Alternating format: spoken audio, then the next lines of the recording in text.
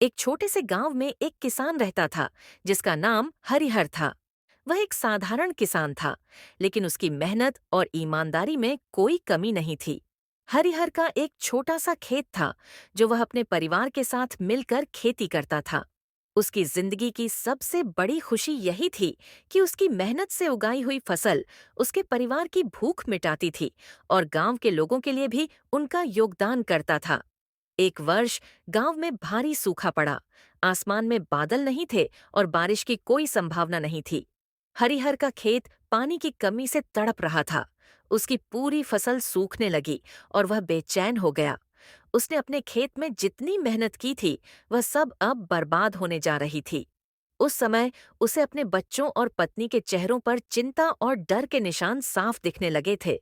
किसान का जीवन बहुत कठिन था। उसकी आंखों में उम्मीद की एक छोटी सी किरण थी कि शायद कुछ दिन बाद बारिश हो और उसका खेत फिर से हरा भरा हो जाए। लेकिन समय बीतता गया और बारिश की कोई उम्मीद न थी। उसके पास इतना पैसा भी नहीं था कि वह बाहर से खाद और बीज खरीद सके। उसकी सारी बचत अब इस सूखे के संकट में खत्म होने वाली थी। एक दिन गांव में एक व्यापारी आया और हरिहर से मिलने आया। वह व्यापारी किसान से बीज और खाद के लिए पैसे उधार देने की पेशकश करता है। व्यापारी ने कहा, तुम्हारे पास खेत है, तुम्हारे पास मेहनत करने की क्षमता है, लेकिन तुम्हारे पास पैसे की कमी है।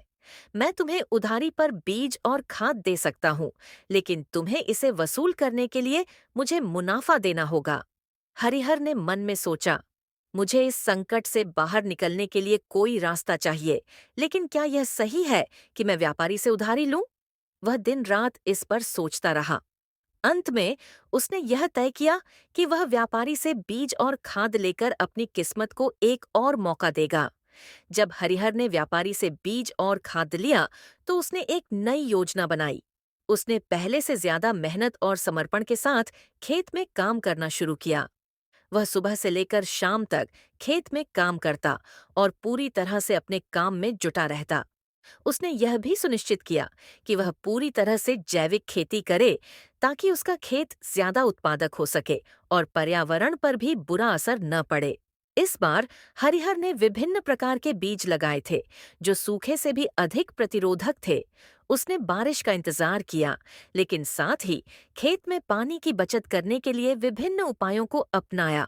उसने खेतों में छोटे छोटे तालाब खोले जिससे बारिश के पानी को संचित किया जा सके।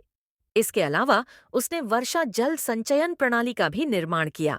धीरे धीरे उसकी मेहनत रंग लाई और उसके खेत में हरी भरी फसल उगने लगी। सफलता का स्वाद हरिहर की मेहनत और ईमानदारी ने उसे अंततः सफलता दिलाई। उसकी फसल शानदार हुई और वह अपना कर्ज चुकाने में भी सफल हो गया। अब उसके पास बीज और खाद खरीदने के लिए पर्याप्त पैसा था। उसका खेत फिर से हरा भरा था और वह अपनी फसल को बेचने के लिए बाजार जा सकता था। गांव में लोग उसकी सफलता को देखकर हैरान थे, क्योंकि उसने सभी कठिनाइयों के बावजूद हार नहीं मानी थी। अब हरिहर का नाम गांव में हर किसी की जुबान पर था। उसकी कड़ी मेहनत और आत्मविश्वास ने उसे सफलता दिलाई। वह जानता था कि कठिनाइयां हर किसी के जीवन में आती हैं, लेकिन जो व्यक्ति मेहनत और समर्पण से काम करता है, वही अपने लक्ष्यों को हासिल कर सकता है।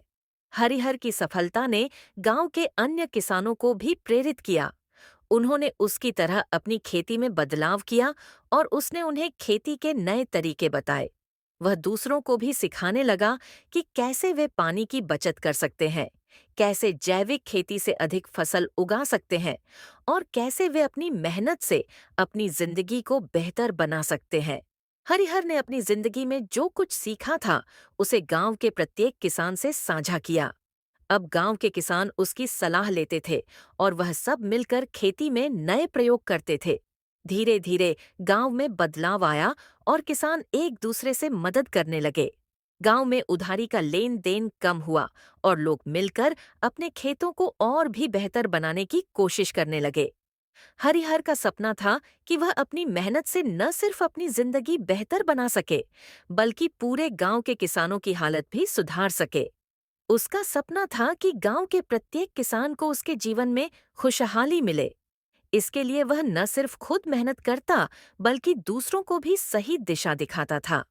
हरिहर की कहानी हमें यह सिखाती है कि जीवन में कोई भी कठिनाई आए, अगर हम मेहनत और ईमानदारी से काम करें तो हम किसी भी समस्या का सामना कर सकते हैं। गांव के हर किसान की कहानी हरिहर की तरह एक प्रेरणा है कि अगर हम अपनी मेहनत और विश्वास से काम करें तो कोई भी संकट हमें तोड़ नहीं सकता। दोस्तों, अगर आप हमारे चैनल पर नए हैं तो चैनल को सब्सक्राइब करें